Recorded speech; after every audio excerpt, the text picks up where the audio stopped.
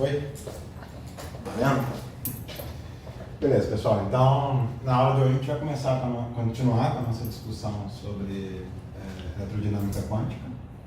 Agora, rumo à teoria interagente e já numa formulação funcional, né? Então, deixa eu rever alguns pontos das últimas aulas.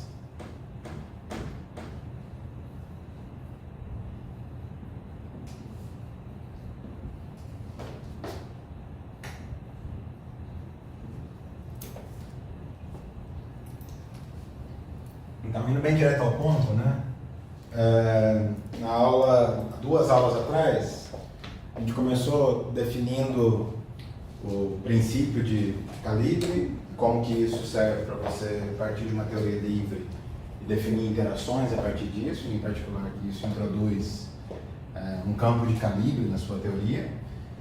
E fazendo isso num caso de um Fermions, nós chegamos na Lagrangiana da eletrodinâmica quântica, que era dada por I d/ menos m psi menos 1/4 de f mini, onde esse d/, né? Onde esse d/, ou melhor, quer dizer, d/ era gama mi contraído com dmi, e o dmi batendo em psi era dado por derivada usual mais I, Q e AMI psi. E a ideia era que esse AMI era um campo de calibre, né, de tal forma que ele se transforma como uma conexão, esse é AMI menos 1 sobre E dmi de alfa, onde esse alfa é um parâmetro de gauge, que depende das coordenadas do espaço-tempo. E com essa transformação, a derivada covariante se transforma de maneira covariante, né? Então, se transforma de acordo com uma quantidade covariante. Se você tem uma fase local, seu psi se transforma por uma fase local, a derivada covariante batendo em psi também se transforma como uma fase local. E essa teoria como um todo aqui, a eletrodinâmica quântica, é invariante por transformações de calibre, né? Transformações de A em A' dessa forma e psi em psi' como uma fase local. Tá legal? Beleza? Além disso, há duas aulas atrás a gente começou a falar um pouquinho sobre a quantização de campo de calibre. E no caso da quantização de campo de calibre, eu introduzi para vocês um funcional gerador, que dependia de uma fonte J, zero, né, que corresponde ao funcional gerador de uma teoria livre, igual a integral funcional sobre d a mi exponencial de I S, vou colocar um S M para indicar que é o S de Maxwell, mais I vezes um termo de gauge fixing, que depende do AMI, mais I integral em D4 X JMI AMI. Tá legal? Talvez eu não esteja sendo consistente na notação em relação às aulas anteriores, então deixa eu reintroduzir cada uma dessas coisas aqui, né? O SM, que é o S de Maxwell, de A, ele é dado pela integral de D4x menos 1 sobre 4 F mini, ok? E esse S gauge fixing vai ser a ação de fixação de calibre, que eu vou escrever como sendo menos 1 sobre 2 alfa integral d4x dmi a mi ao quadrado. Legal? Só para lembrar aqui que essa é apenas uma escolha de calibre possível, tá? A gente teve algumas discussões em off depois da aula passada que eu acho que vale a pena trazer aqui para discussão também para todo mundo, né?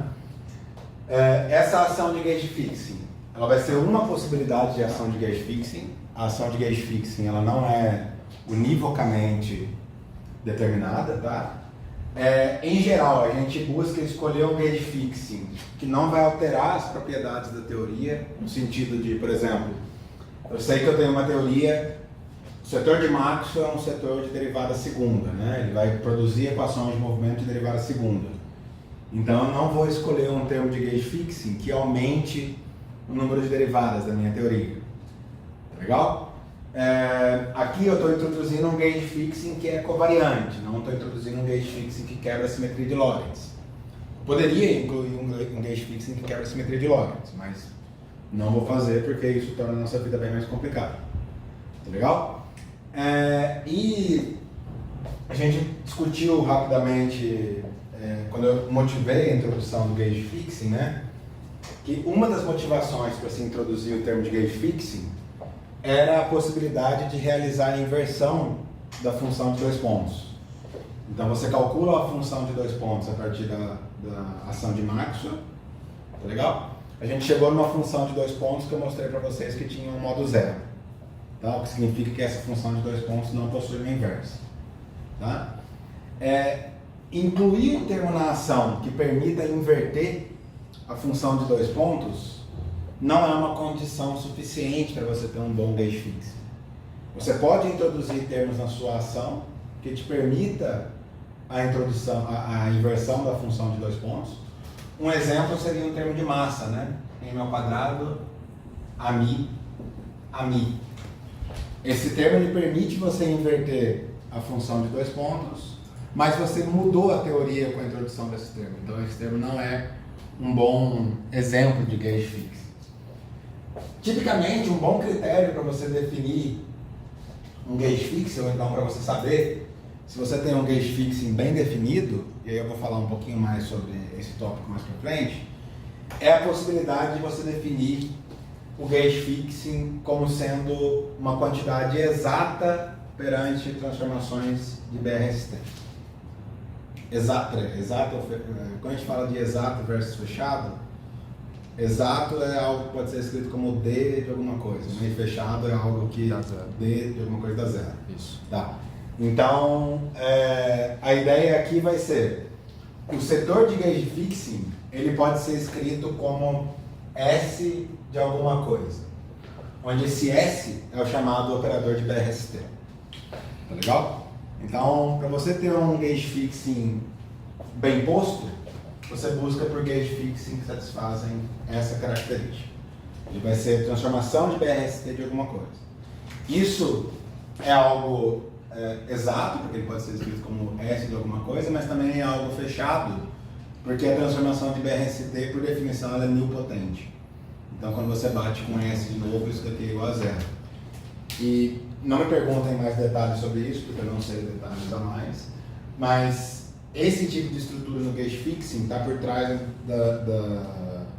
digamos, das demonstrações de que observáveis não dependem de gauge fixing surgem disso daí. Tá legal? Pelo menos perturbativamente falando, você consegue garantir a independência de observáveis perante um termo de gauge fixing a partir desse tipo de estrutura do setor de gauge fixing. Tá legal? Bom, então esse foi o setor de gauge fixing. Desculpa, esse foi o setor de campo de calibre, né? Na aula passada a gente discutiu o setor de campos espinoriais, que agora a gente chama de fermions também, né? A gente viu uma correlação entre spin e estatística, ou pelo menos eu mencionei para vocês a existência de uma relação entre spin e estatística, e se você não respeitar essa relação, você acaba estragando alguma coisa na sua teoria quântica de campos. Tá legal? E no setor de fermions, a integral funcional ela tem a forma integral em dpsi, uma integral em dpsi barra exponencial da ação de Dirac mais I vezes a integral em D4x de eta psi menos eta, menos psi barra eta, onde a ação de Dirac, né? Vou colocar um D aqui. A ação de Dirac corresponde à ação livre de Dirac, né? Então isso aqui é o psi barra I d slash menos m psi, ok? E além disso, todas essas quantidades psi barra e as correspondentes fontes são campos de Grassmann, né? Campos de Grassmann. São campos que tomam valores numa álgebra de Grassmann, ou variáveis de Grassmann, né? Isso significa que eles são anticomutantes e derivadas desse campo também anticomutam com o campo, né? Então, tem que levar em consideração essas regrinhas aí quando a gente for fazer alguma manipulação com campos de Grassmann, né? Uma das consequências envolvendo o campo de Grassmann que eu mencionei foi com relação à integral funcional de uma forma quadrática, né? Lembra que a integral funcional de uma forma quadrática de campos bosônicos, ela vai dar determinante do operador que está sanduichado por campos na ação. A ideia é, né, você coloca a sua ação numa forma campo, operador, campo, certo? O resultado da integral funcional vai dar o determinante de um operador elevado a menos meio, no caso de campos bosônicos. No caso de campos fermiônicos, vai dar determinante do operador elevado a menos 1. Tá legal? Então, desculpa, elevado a mais 1. Então, tem que se levar em consideração essa diferença, né? Ou então, se você quiser, você pode reescrever... Bom, depois eu falo sobre isso, mas fica assim por enquanto. Legal? Dúvidas por enquanto? Não? Então, o objetivo da aula de hoje é agora restaurar a interação e definir regras de Feynman a partir disso. Tá legal? E preparar o terreno para amanhã calcular alguns diagramas envolvendo fermions e campos de calibre naquele. Tá legal? Antes de restaurar a interação, eu vou discutir um pouquinho o propagador trilevel. A gente poderia discutir o propagador trilevel pegando as funções dos campos em termos de operadores de criação e aniquilação e calcular o valor esperado no vácuo de campo. Quer dizer, pegar campo, o valor esperado no vácuo disso, e levar em consideração propriedades dos operadores de criação e aniquilação. Mas a gente vai fazer isso via integrais funcionais, né? Para isso a gente vai basicamente, aqui, lembra que aqui a gente tem uma integral livre, uma integral funcional livre, e a gente sabe resolver integrais funcionais livres, então vamos resolvê-las e calcular funções de correlações a partir disso. Tá legal? Então, deixa eu começar pelo caso do propagador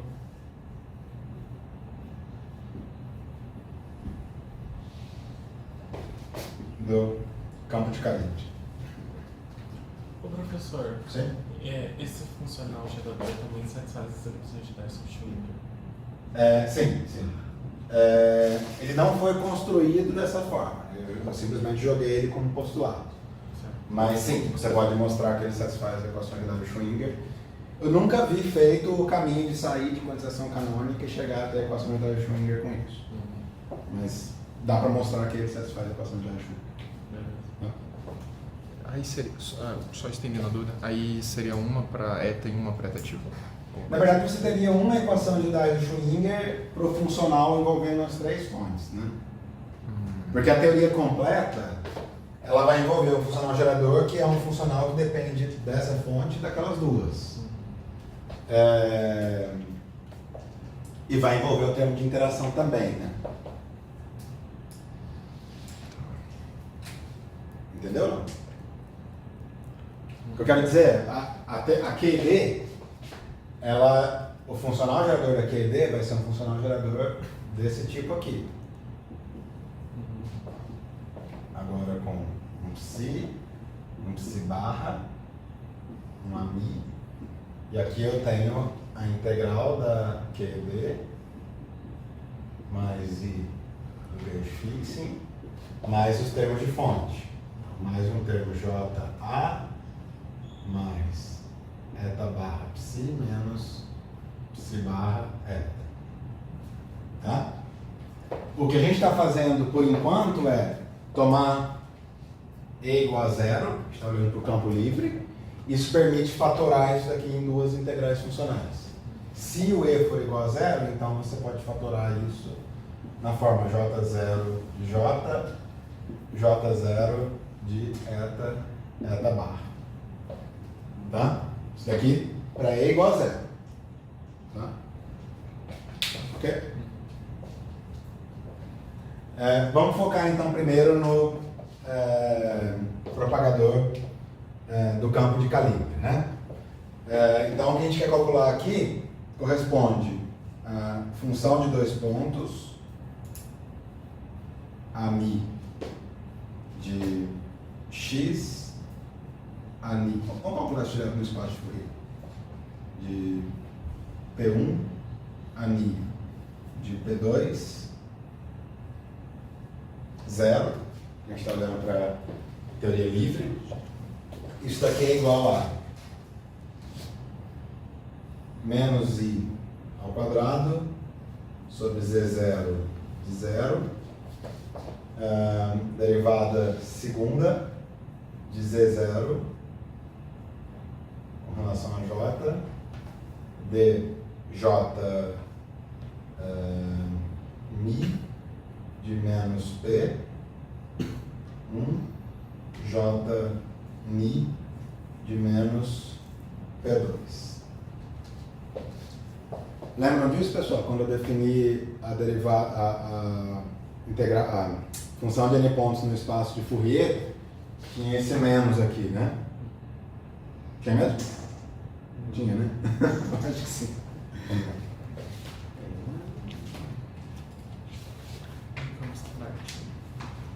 Como que é?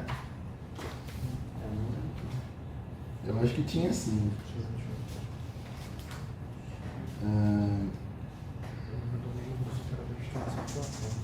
É verdade que você me perguntou em integral. Eu fiz uma parada de que assim, situação, mas aí problema nenhum. Eu faço a nota para zero.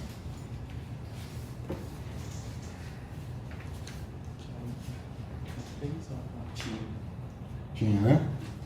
Isso daqui é de uma época quando as notas de aula ainda existiam, eram organizadas. Aqui.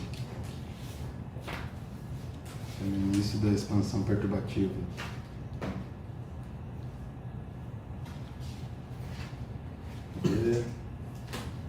Bom, se o Hudson falou, se não tiver, depois vocês cobrem um outro. Bom, os índices aqui tá ok para todo mundo, né, pessoal? Eu quero uma expressão com índices embaixo, então eu derivo com índices em cima, né? Legal? Isso daqui dá para calcular de forma exata, porque dá para calcular esse objeto aqui, o Z0, de forma exata. Vamos fazer isso então.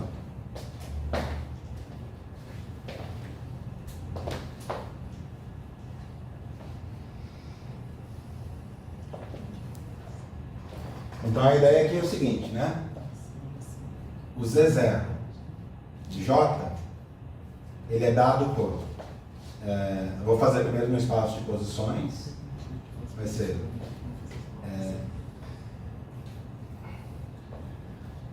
dmi A exponencial de I ação de Maxwell mais I ação de gauge fixing mais 1 sobre... Não, sobre nada não, mas I D4X J mi a mi. Tá legal? Ok? Eu vou focar nesse pedacinho aqui, tá, pessoal? Vou focar nesse pedacinho aqui. Então,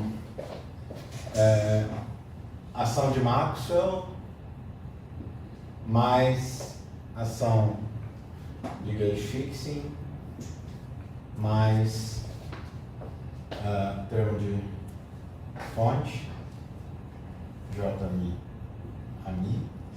Isso daqui é igual a integral de D4x menos 1/4 f min i, ok? Menos 1 sobre 2 alfa d mi a mi ao quadrado mais j mi a mi, ok? Isso daqui, por sua vez, eu posso reescrever da seguinte forma. Eu posso reescrever como sendo integral em d4x 1/2 de campo, algum operador, campo, tá? Já determina quem é esse operador, mais j mi a mi. Ok? Quem é esse operador, né? Então, quem vai ser esse operador? O menos 1/4 f min i, eu posso reescrever como sendo menos 1/2 d mi a mi f min i. Ok? Todo mundo ok com isso? Tá? Igual a menos 1/2, aí eu abro f min i. Aqui vai dar d mi a mi mais 1/2 de d mi a mi a mi. O primeiro isso. Ok? Certo? Isso daqui, por sua vez, é equivalente a menos de integrações por partes, a menos de termos de fronteira, né? Estou realizando uma integração por partes jogando termos de fronteira para zero. 1/2 de a mi box a mi, certo? Trouxe esse d mi junto com esse cara, que me deu o box, mi com mi, renomeei e chamei de mi, certo? Menos, vou integrar por partes aqui, 1 sobre 2 a mi d mi a mi. Ok? Tá? Isso daqui, por sua vez, eu posso reescrever como sendo 1 sobre 2 a mi delta eta min i menos d mi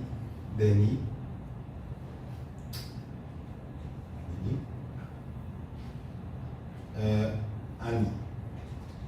Tá? Ok? Isso daqui, por sua vez, eu posso reescrever como sendo 1 sobre 2 a mi box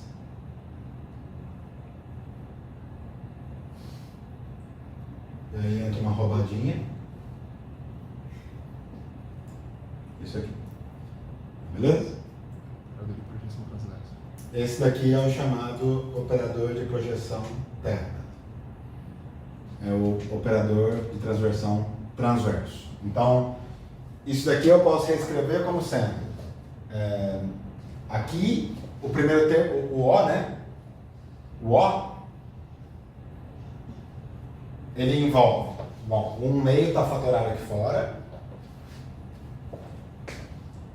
box θ mini. E aí vai ter um termo que vem daqui ainda. Aqui eu vou integrar por partes, o sinal vira positivo, mais 1 sobre alfa, e aqui eu vou ter um operador que eu chamo de, na verdade eu posso colocar esse box em evidência, e aqui eu vou ter um operador que eu chamo de ômega. Tá legal? Onde?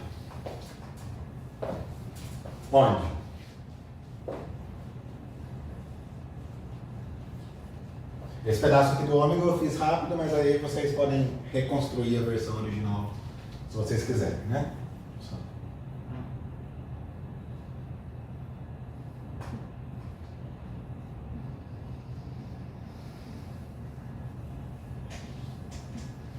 E aqui eu estou dizendo que θ é igual a eta menos ômega, e ômega é igual a dmi sobre box. Ok? Tá legal?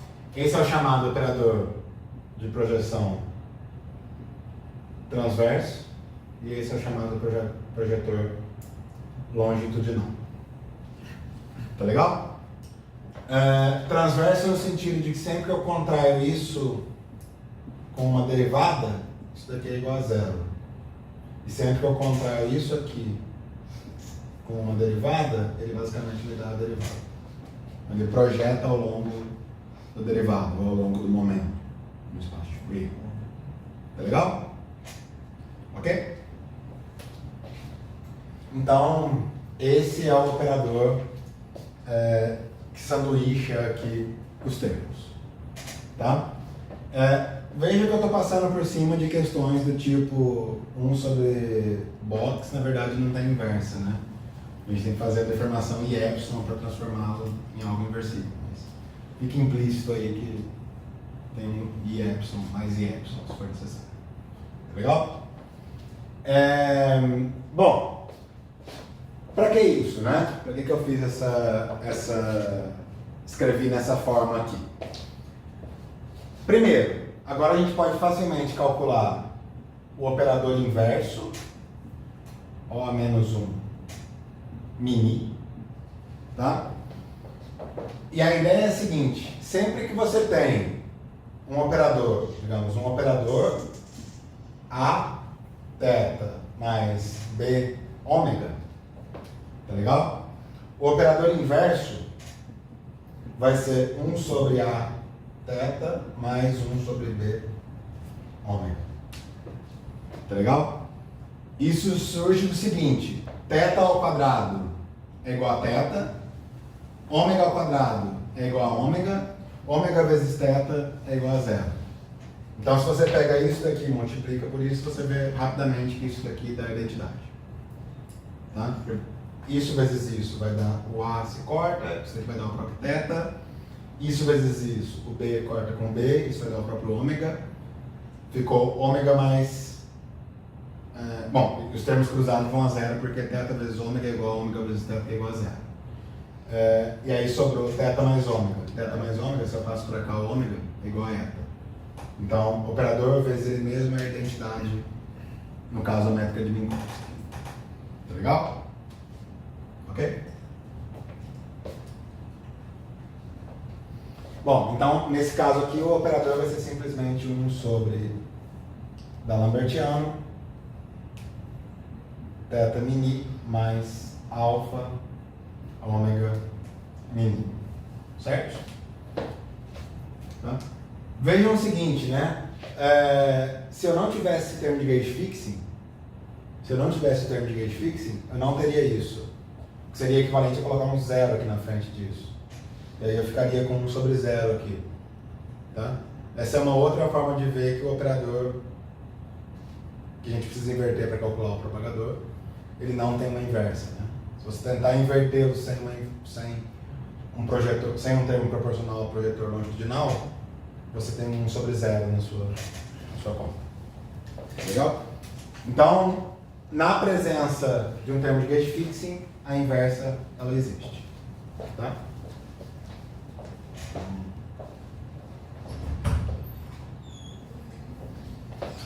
Beleza. O que mais? Então, agora é o seguinte, né? Vamos fazer o seguinte. A ideia vai ser, eu vou voltar nessa ação aqui, nessa expressão, vou fazer um shift do tipo A vai em A mais uma certa constante, que eu não sei qual é ainda, vou fixar. Bom, vou chamar de C mesmo. Operador inverso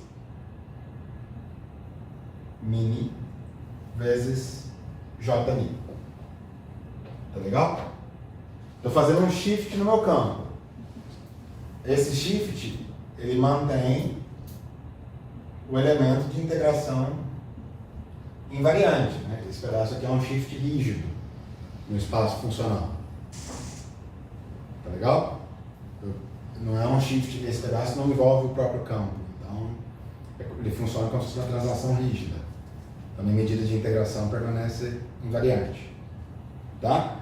Fazendo esse shift, a combinação aqui de cima, ela se torna integral em D4x de...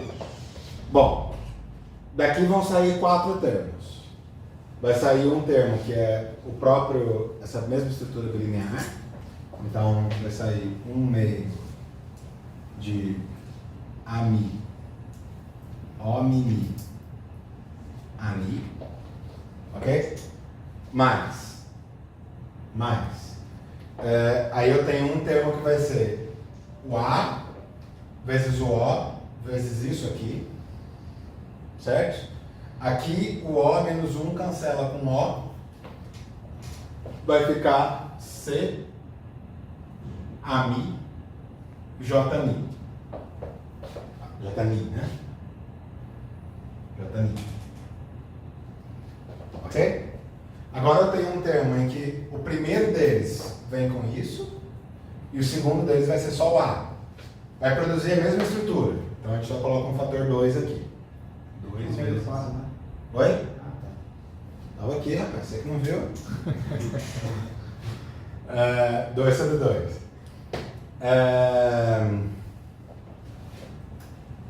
E aí, por fim, sobrou o último termo que vai ser isso daqui dos dois lados, né? Então vai ser mais 1/2 C quadrado. Aí eu fico com corrente O menos 1 mini corrente. Certo? Eu tenho O menos 1 com O vezes O menos 1 de novo. Então sobrou um O menos 1. Beleza, então isso daqui mata esse setor. Aí tem esse setor aqui agora. Aqui vai dar o próprio JMI AMI, mais um termo proporcional a isso. Mais um C, JMI, O menos 1, mini, JMI. Certo? Diz aí. Enquanto o erro. Não é erro, mas o primeiro termo que depende, aliás, desculpa, o único termo ali que depende de C ao quadrado, o O menos 1 mini, ele não deveria estar na esquerda do J mi, porque tecnicamente ele Não, mas ele comuta, né? Ele comuta Não, com J. ele tá escrito. Tá. Você disse que ele vai ser um operador Que a menos de integrais por partes comuta. Tá. A menos de integrais por partes ele comuta. Ok. Não entendi o que você está dizendo, mas usando integração por partes ele comuta. Apareceria então talvez um sinal de negativo na frente? Não, porque esse cara ele depende de derivadas ao quadrado, né? Entendi. Mostra. Beleza. Bom. O objetivo vai ser escolher o C de tal forma que os termos cruzados eles desapareçam. A gente pode fazer isso com C menos 1, né? Então, se você toma C menos 1, se você toma C a menos 1, igual a menos 1, C igual a menos 1, esse termo, então, com essa escolha aqui, né? Esse termo cancela esse, certo? aqui vai ficar 1/2, aqui vai ficar menos 1. Então vai ficar, no fim das contas, isso daqui vira menos 1/2, né? Certo? E o último termo vai embora. Aqui virou menos 1/2. Menos 1/2. Conclusão.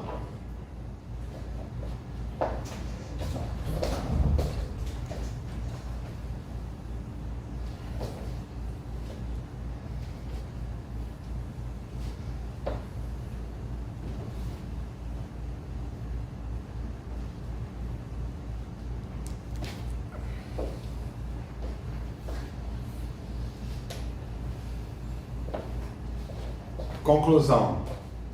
O Z0 de J pode ser escrito na seguinte forma. Eu tenho um termo que envolve isso daqui, que é a única dependência em A, e ele vai estar aqui junto com a exponencial. Isso daqui é o próprio Z0 avaliado em J igual a 0, certo?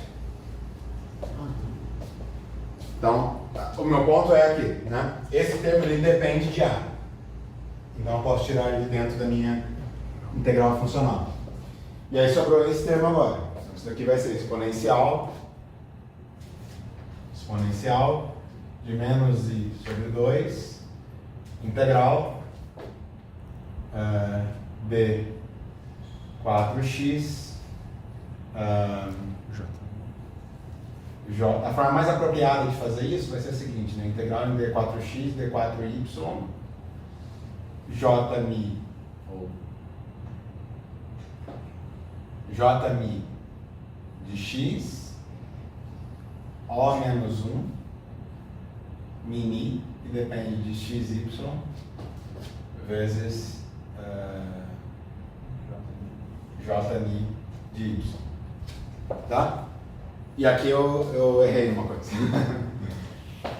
Aqui deveria ter uma integral em y. Uma integral em y. Isso daqui deveria ser um bicho que depende de x e y. E isso daqui depende de y. Caraca, eu fiquei do dia que eu precisei. Tá. E aí, enfim, fazendo as contas direitinho, vai aparecer uma integral dupla, uma integral em x e uma integral em y nesse termo aqui. Tá legal? Deu pra... Foi mal aí pela confusão, mas o O menos 1 é definido de tal forma que O vezes O menos 1 dá uma eta vezes uma delta de Dirac, né? X menos Y. Então, no fundo é uma função de Green, né? Então, vai ter essa integral dupla aparecendo aqui. Certo?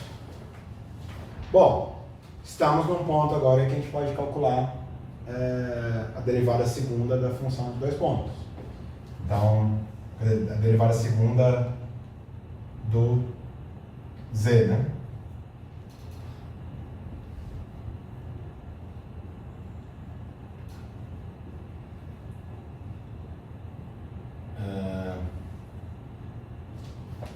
Vamos calcular no espaço momento uma vez?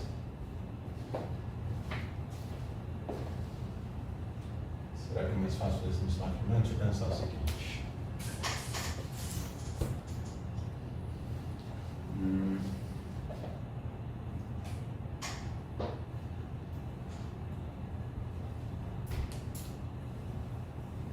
Tá, vamos... Deixa, para poder calcular isso aqui no espaço do momento, deixa eu corrigir algumas coisas então, que foram feitas de forma meio... a forma que a gente costuma escrever, mas não é tão precisa, né? Esse O, que é um operador, na verdade... deixa eu pensar o seguinte.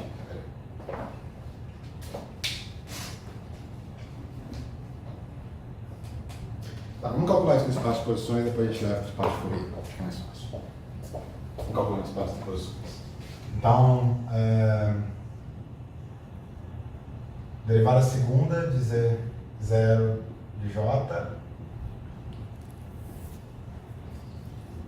dmi de x, djmi de y, isso daqui tomado em j igual a zero, né? Bom, eu vou ter o próprio Z0 de j multiplicando em todo mundo, tá legal? Derivo uma vez. Aqui basicamente é um j ao quadrado, né? Eu vou derivar a exponencial vezes o argumento da exponencial. Aqui basicamente é um j ao quadrado. Quando eu derivo, do quadrado cai um 2 que mata esse 2 aqui. Tá legal? Isso aqui vai dar basicamente menos i o a menos 1 mini de x.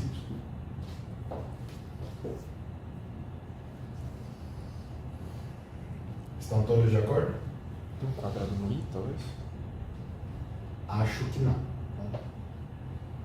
Porque basicamente a estrutura que eu tenho né? Eu tenho j. Basicamente a estrutura que eu tenho é isso aqui, né? Certo? Deriva uma vez com relação a j, caiu a j exponencial disso aqui. Certo? Aí eu derivo de novo. Derivo esse resultado aqui. Isso daqui vai dar a vezes a exponencial mais a ao quadrado j2. Na hora que eu tomo j igual a zero, isso daqui vai embora. Isso daqui vai para 1, sobrou só o a. O a é o i, basicamente. É o i vezes o a menos 1, né? Certo?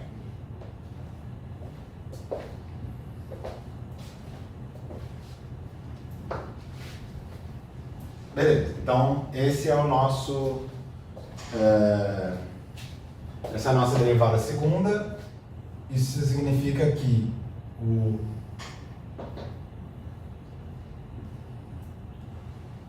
propagador ani de x, ani de y, zero, isso daqui vai ser, bom, esse Z0 cancela esse Z0, vai dar menos i ao cubo. Menos i ao cubo é igual a i, né? É isso mesmo? Menos i ao cubo é igual a i. Isso. Não é menos i? Menos i ao cubo é isso aqui.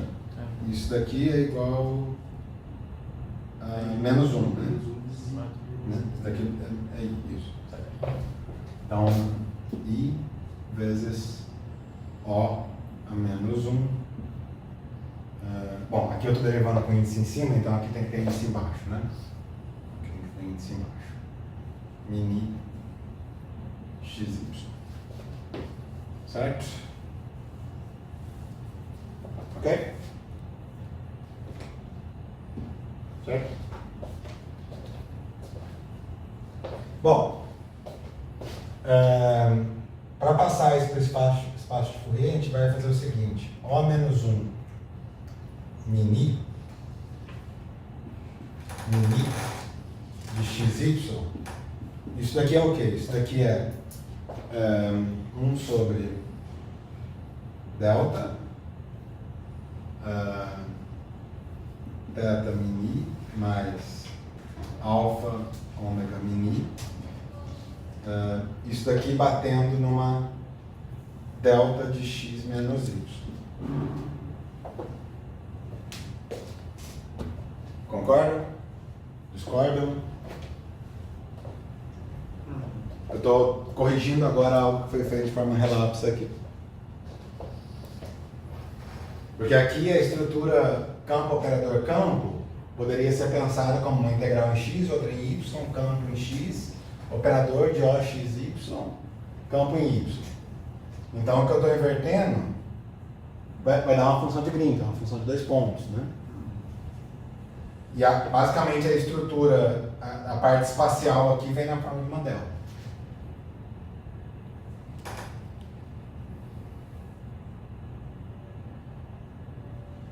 Tá claro? Não tá claro? Tá. Não perguntou. O ponto é, esse daqui, como é que eu posso fazer isso sem bagunçar muito o que foi feito, né? Oi? Tem toque, não consigo.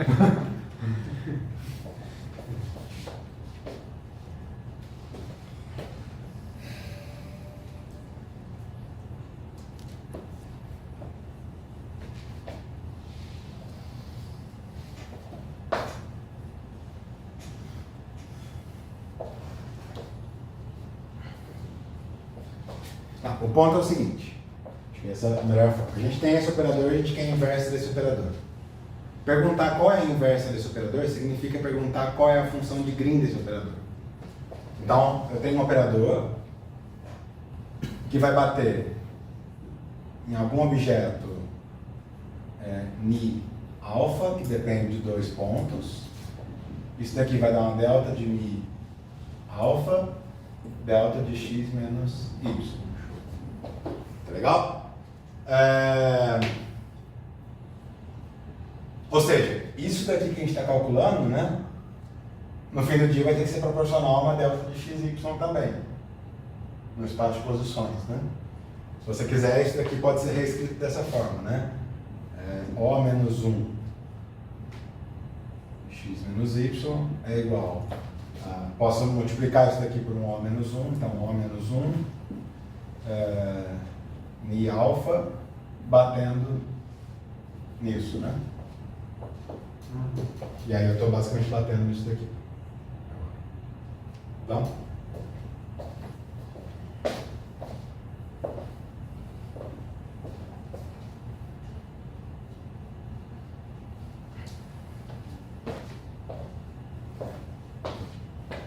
isso teria sido menos confuso se eu tivesse escrito essa etapa aqui como sendo uma integral, um d4x, d4y, a de x, o, x, y, a, y. E aí inverteria aquele o de x, y. E aí ele já traria consigo uma delta. Tá? Bom, o que eu vou fazer aqui agora vai ser adotar uma representação de Fourier para delta. Então, isso daqui vai ser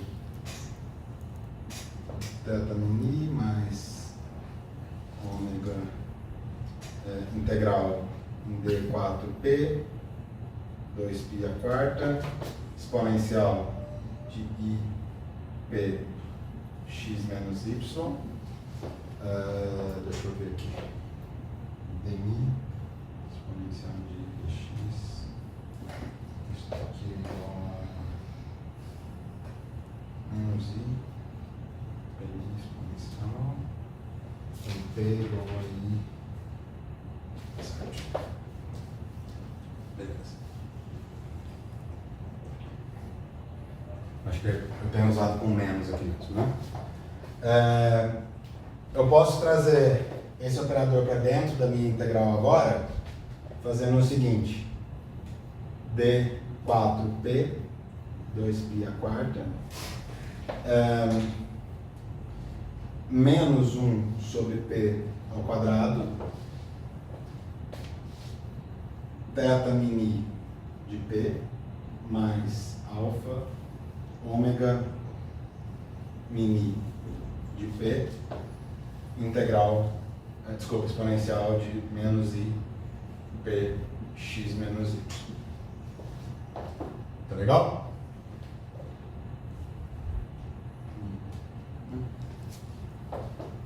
Bom, esse menos aqui veio da Lambertiana, né? Da Lambertiana, batendo na exponencial, derruba um menos i, derruba menos p quadrado.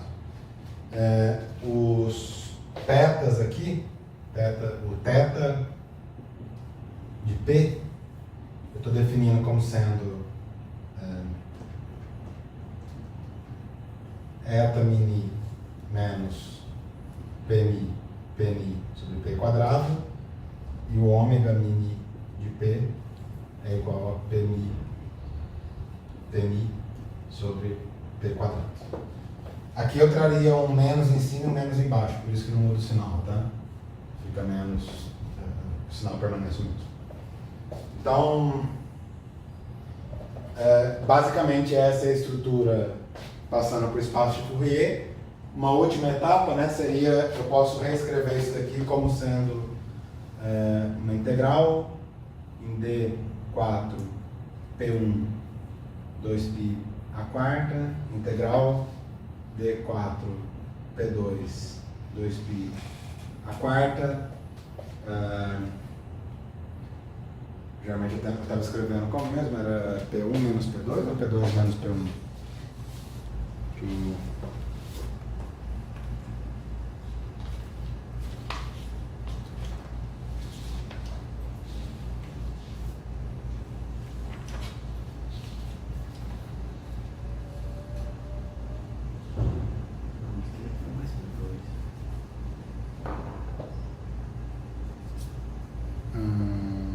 Tá, estou usando o primeiro momento do lado esquerdo como beleza. Então aqui vai ser menos 1 sobre P1 ao quadrado,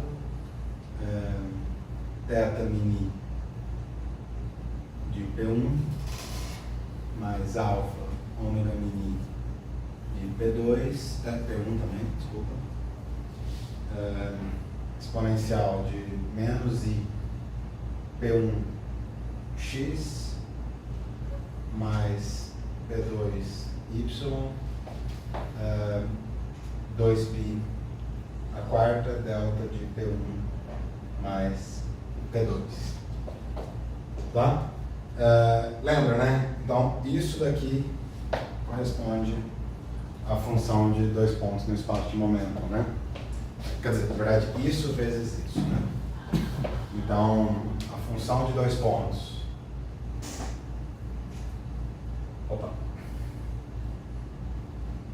A mi de P1, a mi P2, 0 é igual a menos I sobre P1 ao quadrado, θ mini de P1 mais alfa ômega mini de P2, 2π a quarta delta de P1 mais P2. Oi? O ômega é P1 ou P2? É P1, P2, só que o 1 convertido. Aqui era para ser P1, embora θ e ômega é invariante por P1 menos. Θ e ômega são invariantes por P menos P. Então a delta ali faria com que estivesse correto, mas vamos manter a convenção correta, né? Isso daqui é o que a gente chama de... Então, esse pedaço aqui, né, vai definir o GAA 0 de P1. Tá legal? Bom, deixa eu colocar, para ficar com notação compatível com o que tinha antes, G2 0 A. Tá? Então, G0 A 2 de P1 com índices mini. Isso daqui vai ser igual a menos I. Bom, aqui eu preciso do P. 1, P quadrado, θ mi de P mais alfa ômega mini de P. Tá? Quando eu estiver no espaço de Fourier, eu vou, se tiver uma dependência, se a expressão depende de um momento só, eu não vou ficar escrevendo a dependência explícita em momento aqui, tá? A não ser que tenha risco de confusões. Ok?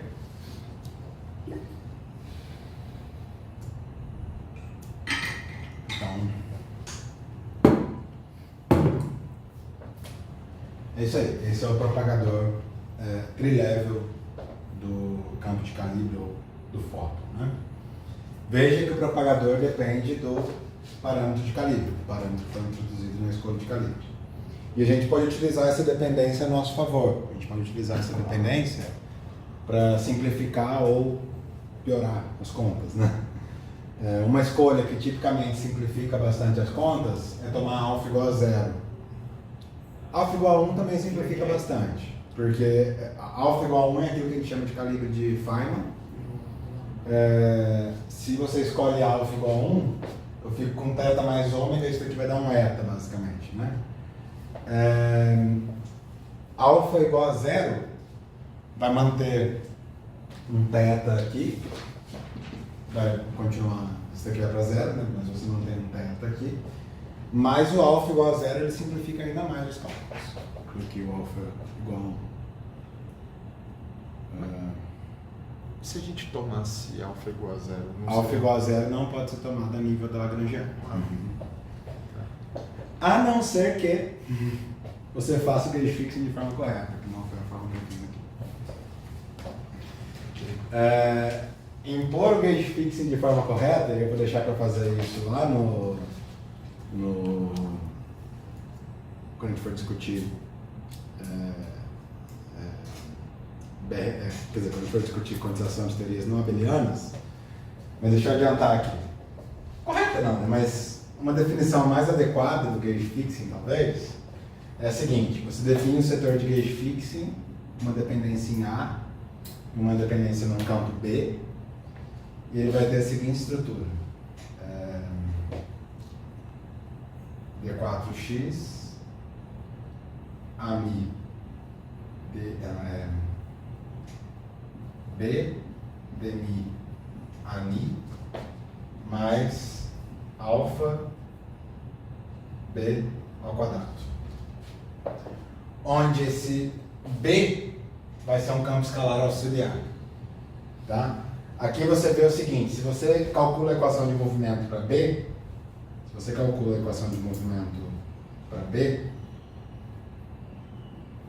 isso daqui vai dar DMI AMI mais, aqui eu vou colocar 1 sobre 2 aqui, mais alfa B. Tá? Isso significa que B é igual a menos 1 sobre alfa DMI AMI. Então eu posso colocar aqui, posso substituir aqui, isso aqui vai dar menos 1 sobre alfa ao quadrado, mais 1 sobre isso, 2 alfa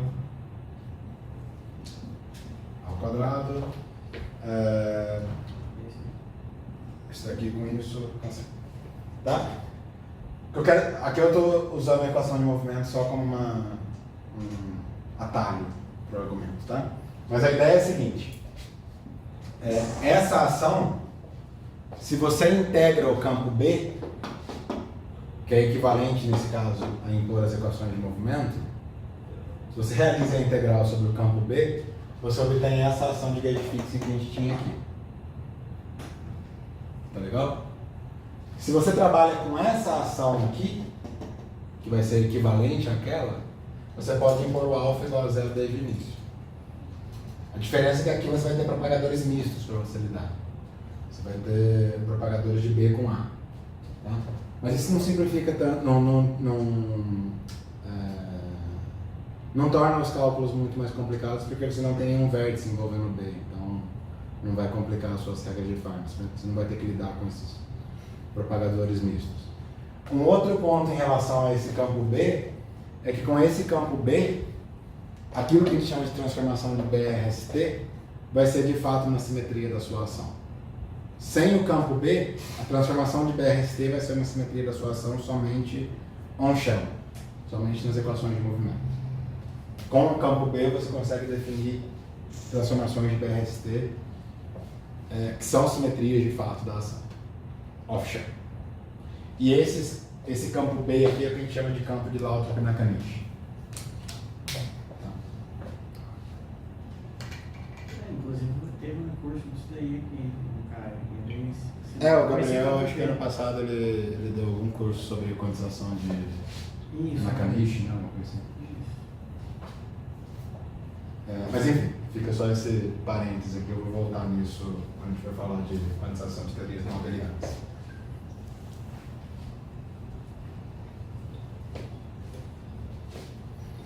No caso dele lá, parece que o bit é dinâmica, né? É entre aspas, mas não é pra ter, né? Depende da teoria que você está considerando, né? Porque, bom, não sei o que foi que ele falou, né? Não assisti esse curso, mas... Por exemplo, se você tem uma teoria de derivadas superiores, e se você quiser impor um termo de gauge fixing, se você for impor um termo de gauge, colocar um termo de gauge fixing numa teoria de derivadas superiores, dependendo do gauge fixing, o seu campo B ele vai ser, né, dinâmico, né? Pelo menos você vai ter um termo cinético. Aqui, para uma teoria do tipo QED, o campo B ele é simplesmente algébrico, né? Ele entra na ação de forma algébrica e isso te permite você integrá-lo de forma exata. Ele entra de forma algébrica e quadrática, né? Você pode integrá-lo de forma exata.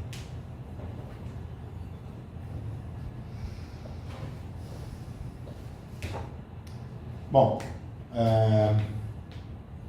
vamos falar do setor de Fermi então, né? Então vamos guardar isso daqui. Então,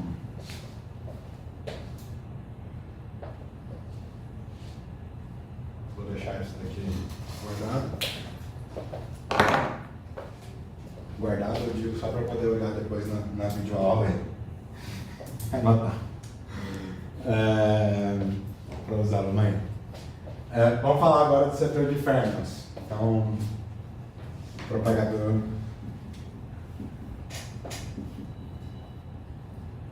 livre do Fermat.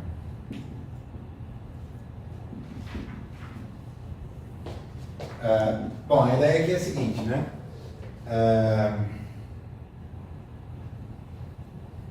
Agora eu quero olhar para essa função de dois pontos, P1, P2. Um pouquinho sem inverso. Oi? O barra tinha que estar à esquerda. Não entendi.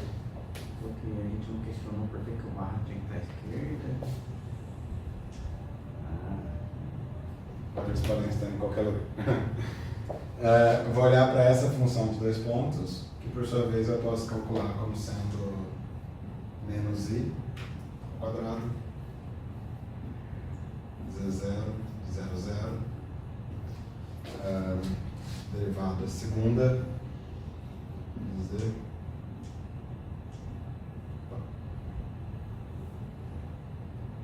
eta barra,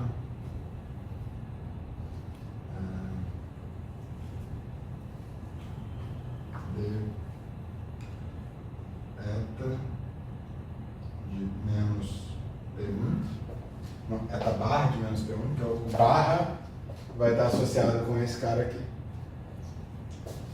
A, eta B de menos P2.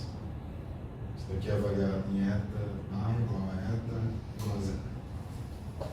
Ok? Não? Bom.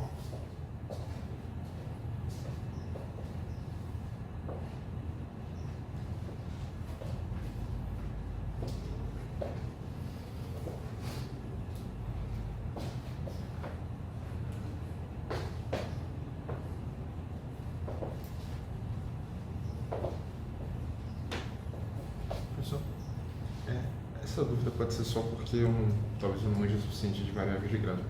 Mas nas derivadas com relação a eta e eta barra, a primeira não deveria ser com relação a eta sem barra e a segunda com relação a eta barra, porque na hora que a primeira bater, vai cair, se a primeira que batesse fosse o eta barra, cairia o psi A, e na hora que a segunda batesse, cairia o psi barra. Deixa eu escrever aqui e a gente vê. É uma boa pergunta. Então aqui o Z0 integral de psi barra exponencial de I, ação de Dirac, psi barra, mais I, integral de 4x, eta barra psi, menos psi, eta barra. Ok? Vamos lá. Então, se você deriva com relação a eta, tá? O eta veio aqui, teve que passar por cima desse cara, compensou esse sinal, caiu um psi barra, tá? Então, derivada com relação a eta do z produz uma integral psi barra exponencial blá blá blá. Psi barra. Certo? Agora, eu derivo com relação a eta barra. Pego o resultado e derivo com relação a eta barra. Tá? Aqui vai acontecer o seguinte.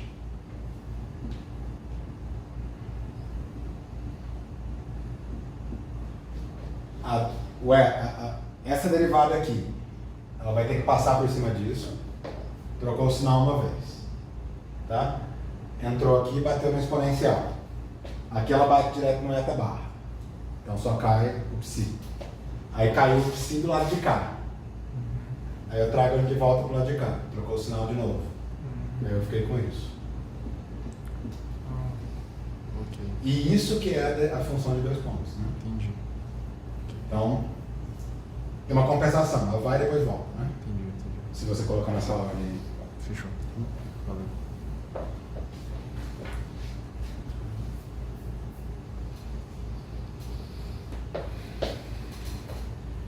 Beleza, então vamos focar novamente nesse miolinho aqui, né?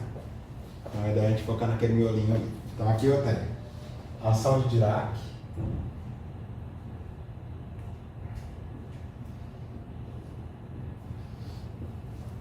mais o termo de fonte, Esqueci que a regra de Leibniz, ela tem meio que o grau de quantos fenômenos você está passando. Ele vai botando um menos. ele sempre passa por isso. Isso igual a integral de 4x psi barra I d slash menos m psi mais eta psi eta psi. Ok? Tá? Agora eu vou fazer de novo uma transformação de variáveis. Tá? Eu vou fazer psi vai em psi mais ou menos, vou colocar um C1 aqui, tá? Mais C1 e a menos 1 eta, ok? E eu vou fazer psi barra indo em psi barra mais um C2 eta e menos 1. Tá legal? Ok? Aqui deveria estar uma integral, tá pessoal? Mas eu vou manter essa integral implícita aqui e a gente só coloca uma outra. Faz a mesma coisa que a gente fez no campo bosônico, onde lá eu esqueci. Aqui eu estou deliberadamente deixando implícito. Tá legal? Então, se vocês quiserem, esse pontinho aqui denota uma integral. Beleza. Então, posso substituir aqui. Isso daqui vai me dar integral de 4x. Bom, um termo vai dar o próprio termo de Dirac, né? Beleza? Então, esse com esse, né? Aí depois eu tenho esse com esse, que vai me dar um C1 psi, ele menos 1 com ele mesmo, né? Então vai dar eta, basicamente. Certo? Mais um C2 eta barra psi, que agora é esse com esse. Tá? Esse cara está vindo pela esquerda agora, vai bater inversa à esquerda, com esse cara que deu a identidade, e aí sobrou o psi. Mais, agora a gente tem o termo que é esses dois aqui. Então vai ser C1, C2, eta barra,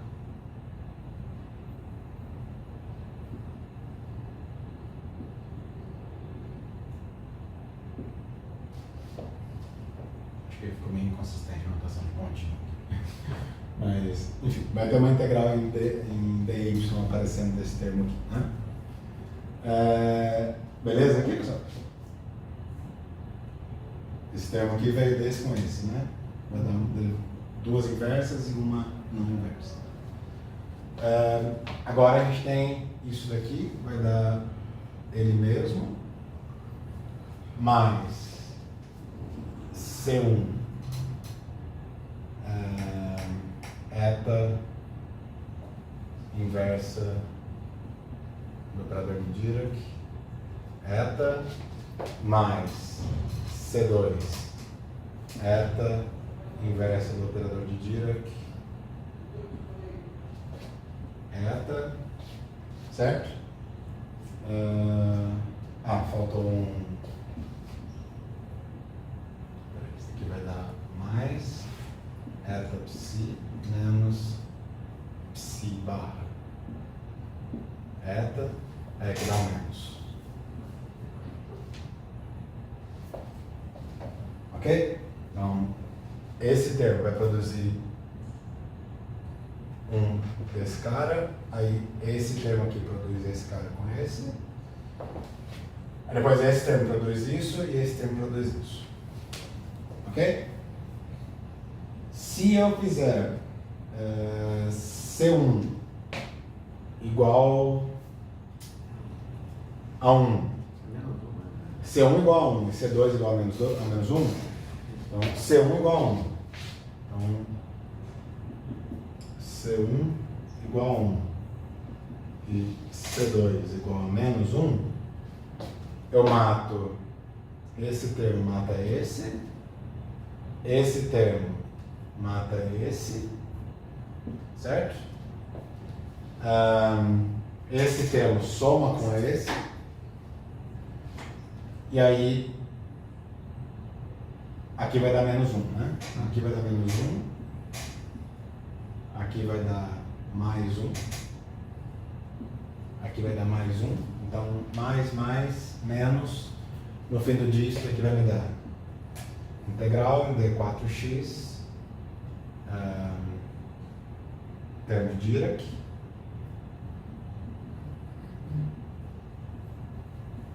mais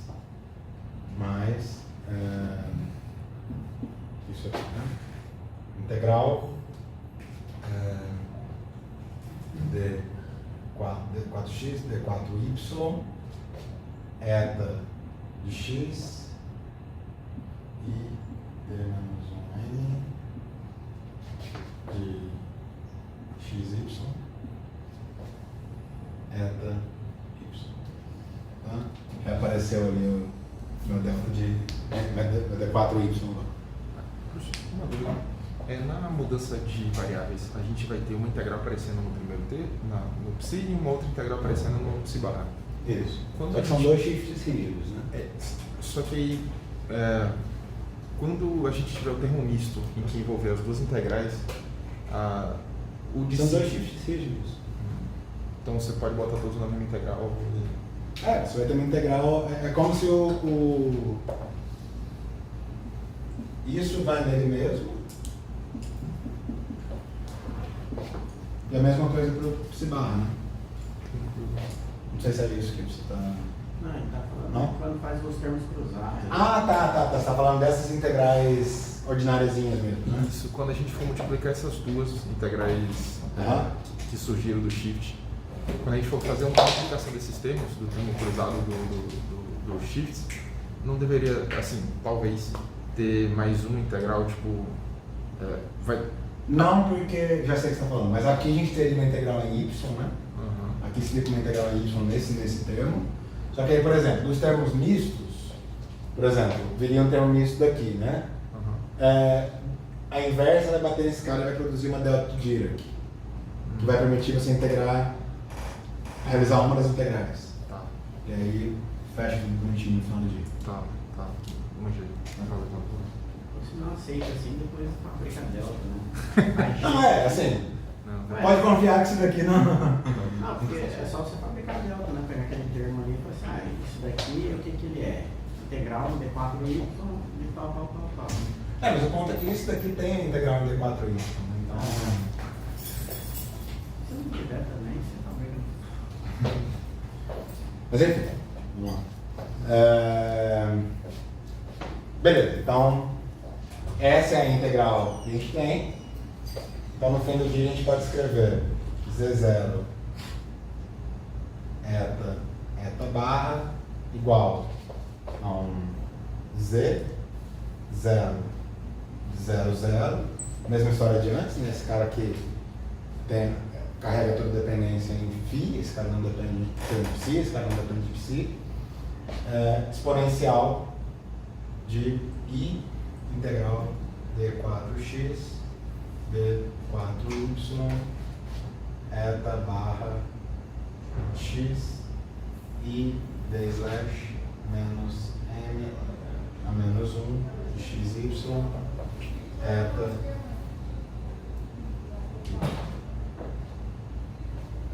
Ok?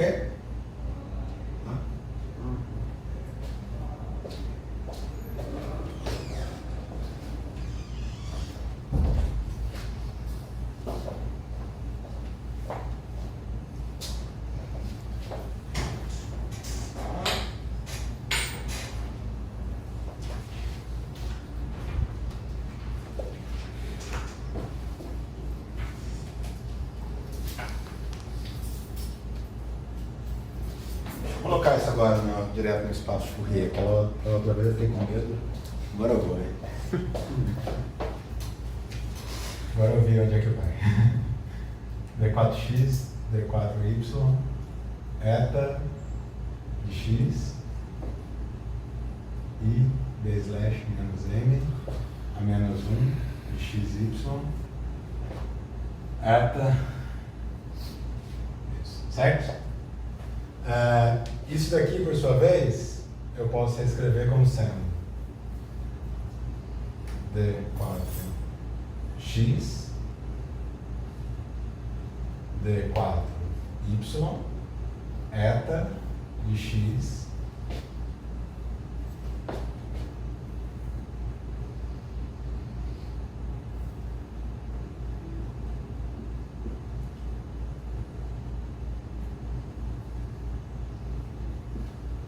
ok?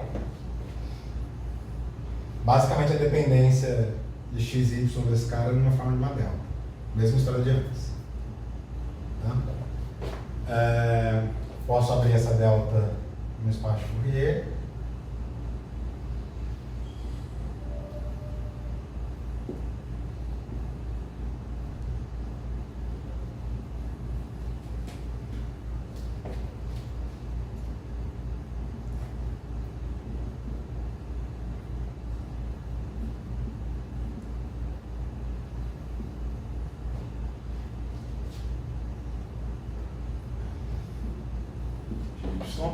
Certo? Isso daqui, por sua vez, eu posso reescrever como sendo. Posso trazer essa delta aqui para fora.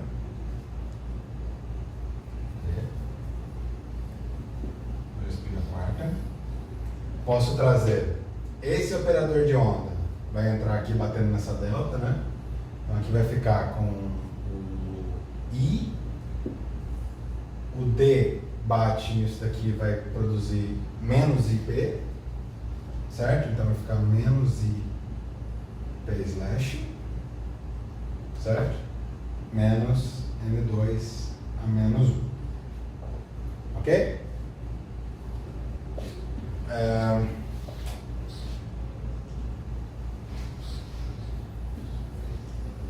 que mais? Falta só os zetas. Falta o zeta, só que os zetas eu vou colocar da seguinte forma: vou colocar uma integral em D4x, eta de x exponencial de menos IPx, integral em dy, eta de y exponencial de IPy. Certo? O que é isso? Transformada de Fourier Eu não me lembro se a minha convenção de transformar de Fourier era num sentido ou no outro. Deixa eu ver aqui. O meu jx era com menos, então o j de p é com mais. Então isso daqui é um eta de p e isso daqui é um eta de menos p. Tá? Ok? Não vou ficar colocando tio não, tá? Somos todos adultos. Sabemos a diferença, né? Transformando de Fourier. Não transformando de Fourier. Logo, daqui a gente obtém o Z0 de eta barra é igual a Z0 de 0, 0 exponencial de I integral em D4P 2π a quarta eta de menos P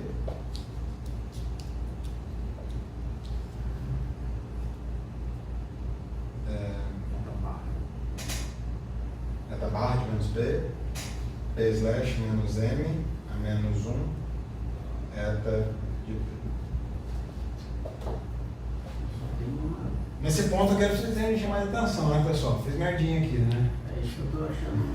Não deveria ter passado isso daqui pro lado de cá, né? É. Então, isso daqui fica do lado de cá, tá? Porque isso daqui toma valores em matrizes, né? Isso daqui também. Comutei inadvertidamente. Mas, enfim, estou restaurando isso aqui no mundo. Tá legal? Então, nesse passo aqui, isso daqui deveria estar aqui. As integrais poderiam ter continuado da mesma forma. Então, não vai alterar a discussão. Tá? Por fim, isso daqui eu posso reescrever da seguinte forma. No fundo, a gente tem isso aqui, né? 1 sobre P slash menos M, que eu posso multiplicar por P slash mais M, P slash mais M. Isso daqui vai dar P slash mais M, P quadrado menos M2. Tá? Usando propriedades de álgebra de Clifford aqui. Então, isso aqui eu posso reescrever como sendo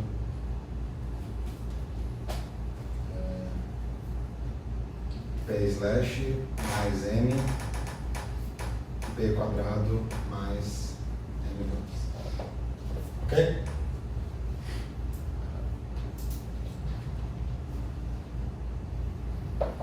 Menos M2. Mais ou menos M2? Menos.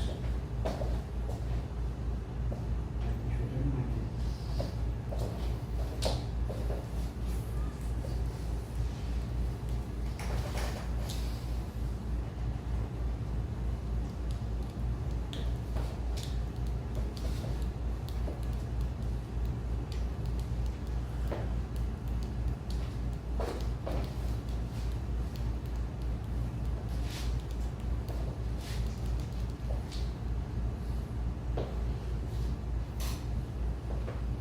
Então, por fim, né? A função de 2 pontos, psi P1 A psi slash P2 B, isso daqui vai ser uma derivada com relação a eta, uma derivada com relação a eta barra, né? Primeiro derivando em relação a eta. Para poder derivar em relação a eta, a gente vai ter que passar por cima disso. Vai mudar um sinal. Tá? Vai cair isso e vai mudar um sinal. Depois da derivada com relação a eta barra, não tem mais que passar por cima de ninguém. Então não muda mais nenhum sinal. Tá legal? Então vai dar menos i integral em d4p 2π a quarta p slash mais m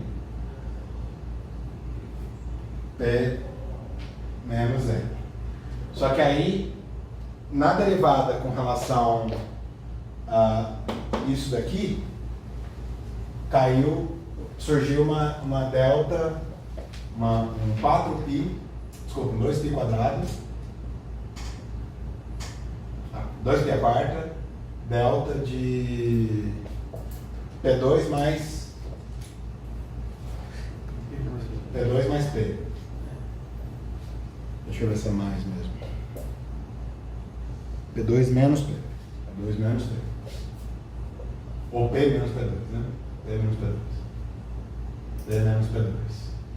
E dessa delta aqui, surgiu um 2π a quarta, delta de menos P menos P1. Não, desculpa, aqui era mais e aqui era menos. Então, P menos P1.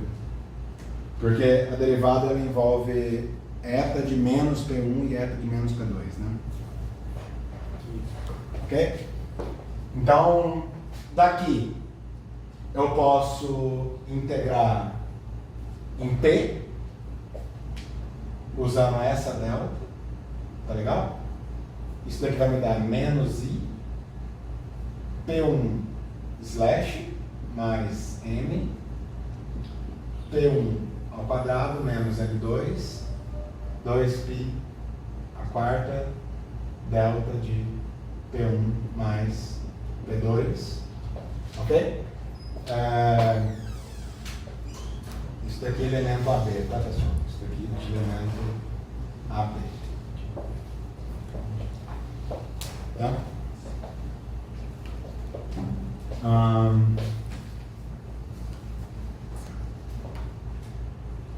Só ver uma coisa aqui.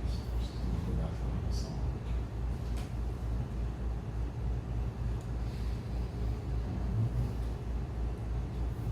O A, do lado esquerdo. Tá certo. Então tá. Então, aqui é o que a gente chama de G2. G2, né? G2 zero de psi barra de P elemento AB vai ser menos i P slash de AB mais m delta de AB sobre P ao quadrado menos M2. Eu estou usando aqui o fato de que o AB são índices espinoriais, né? Então eles só vão entrar na dependência espinorial, essencialmente. Então, aqui eu tenho uma matriz gama, aqui eu tenho uma delta no espaço espinorial, né? Uma identidade no espaço espinorial. Legal? Se você quiser de forma mais abstrata, né? G0 psi 2 de P é igual a menos i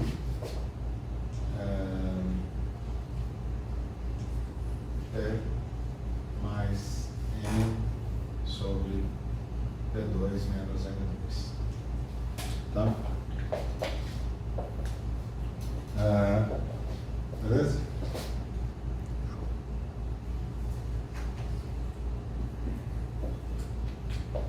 Aquele menos tá ali mesmo? Opa, peraí, pessoal. Peraí. Calma nessa hora. Não, mas é menos I. Não, calma aí. Esse menos de fato é menos I, só que faltou um menos I ao quadrado da função de correlação, né? A função de correlação é menos I ao quadrado vezes derivada segunda. Então faltou um. Daqui seria um menos I ao cubo, né? Que é próprio menos I. Certo? Beleza. Então, certo por motivos errados.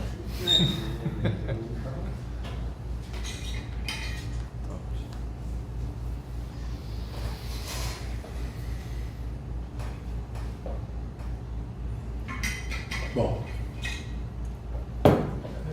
Ficaria aí? Oi? Menos I.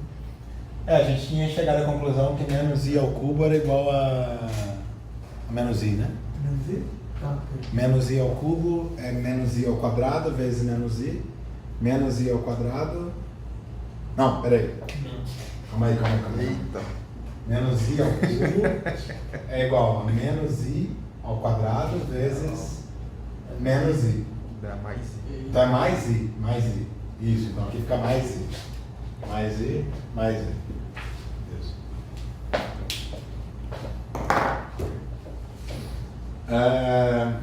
Engraçado a gente se bater e fazer essa conta de cabeça fazendo um zilhão de outras coisas sinistras. Né?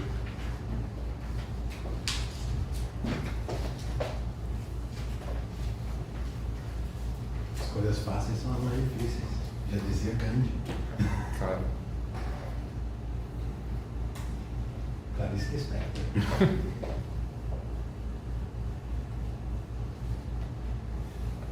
Se vocês me derem só mais 5 minutinhos só para falar do vértice.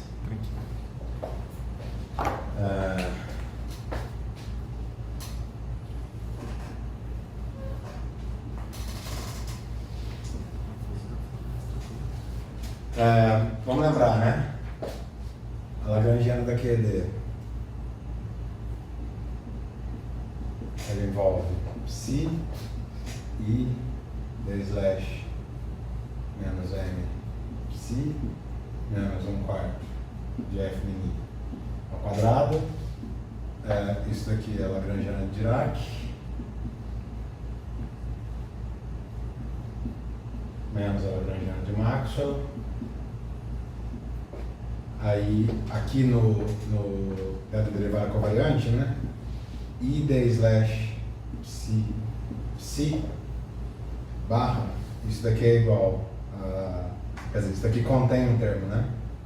Contém um termo. O termo contém está contido na letra.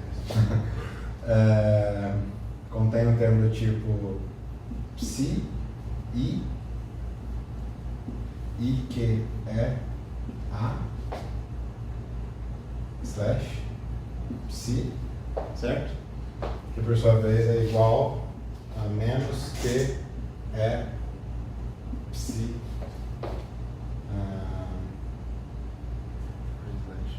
A slash psi, certo?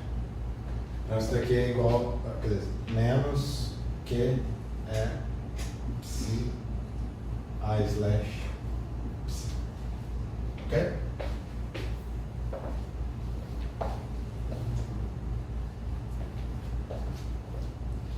Esse pedaço aqui é aquilo que a gente chama de Lagrangiana de interação.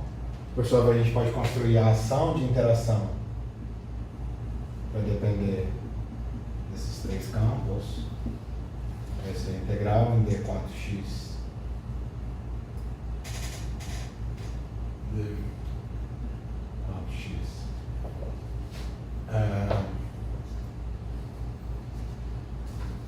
menos que é psi A slash psi, certo? E consequentemente eu posso definir o trivértice de interação. Lembra a definição do trivértice? Era isso batendo em I vezes a ação de interação. Bom, não vou colocar dependência aqui não. Eu vou definir nessa ordem aqui. dA Mi de P1, D Psi A de P1, P2 D Psi slash B P3, ok? Isso aqui vai estar relacionado com o trivértice. Se você calcula isso para essa ação, aqui a gente fica com Q, I menos IQ, menos IQ, menos IQ, esse cara vai ser para bater primeiro, então não vai trocar nenhum sinal, tá? Esse cara vai bater por último, vai dar um I aqui, B, A, e é isso. O AB. BA? Eu acho que é BA, né? Porque esse cara vai trazer esse, vai abrir esse índice aqui. E esse índice vai estar contraído do lado esquerdo com o gama. Tá? Então nessa ordem aqui vai ser BA. Ok? Então isso daqui vai ser o equivalente ao como é que é? Trivértice, né? A, Psi barra, P1, P2, 2π. Bom, isso aqui é menos de um. Faltou aqui o vezes 2π a quarta, delta de P1 mais P2 mais P3. Tá? Ok? Isso daqui então é o nosso trivértice, né? Só um pouquinho de notação diagramática. Esse cara aqui a gente representa por isso, tá? Esse cara aqui a gente representa por isso, tá? E esse cara aqui a gente representa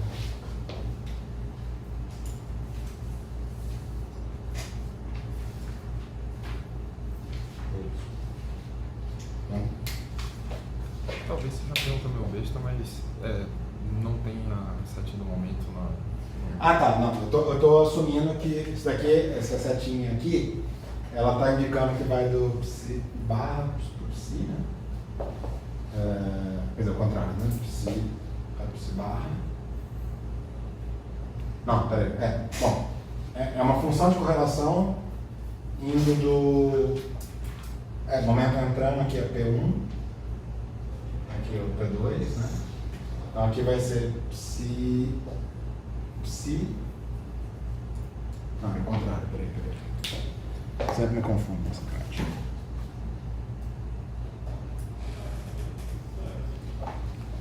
P2, cara. P2, P1. Então aqui vai ser psi barra, psi. Aqui vai ser mi. Vamos supor que aqui seja P1, P2, né? Aqui vai ser P2, P1. E aqui eu estou usando a setinha sempre entrando, tá?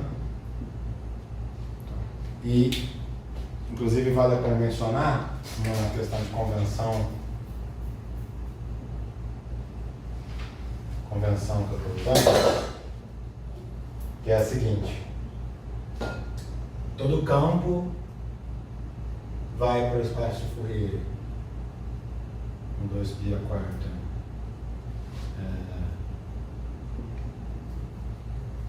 I menos I px, e ele volta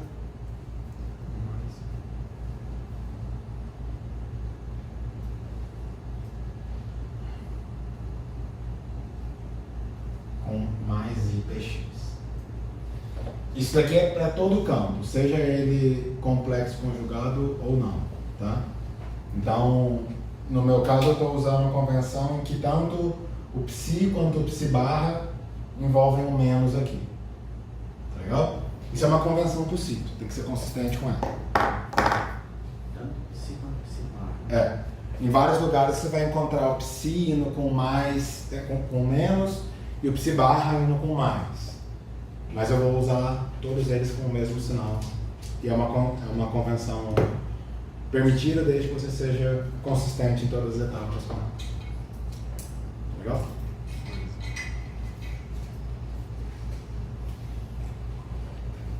Bom. Dúvidas? Eu só não entendi aqui que é a seta que você está colocando mesmo. Essas aqui?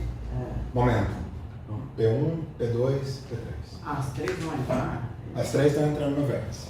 É uma delta de conservação total. Tá. Com todas elas positivas. Aí, o que são aquelas setas, né? Então não tem aquelas duas setas embaixo, não. Uma entrando e uma saindo. Como é que é? Dentro da linha. Não, é que tinha uma... Ah, não. Essa seta aqui É. é para indicar como se fosse... Uma é a seta de fluxo de momento, a outra é a seta de fluxo de carga. Ah,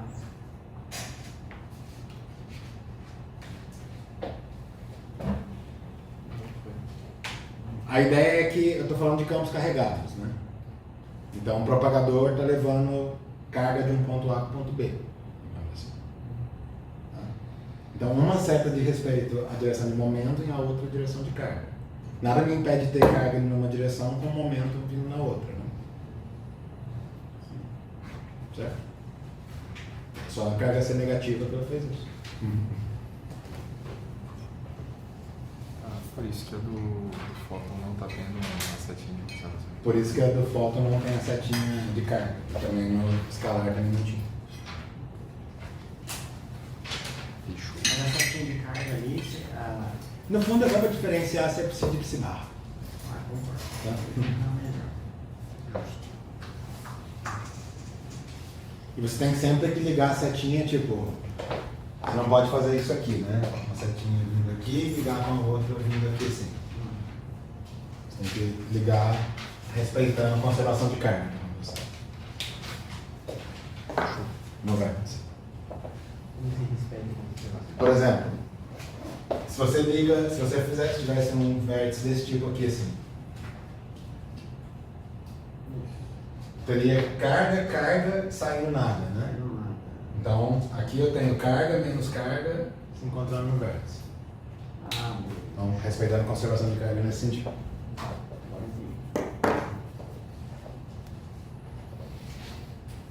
Dúvidas? Então,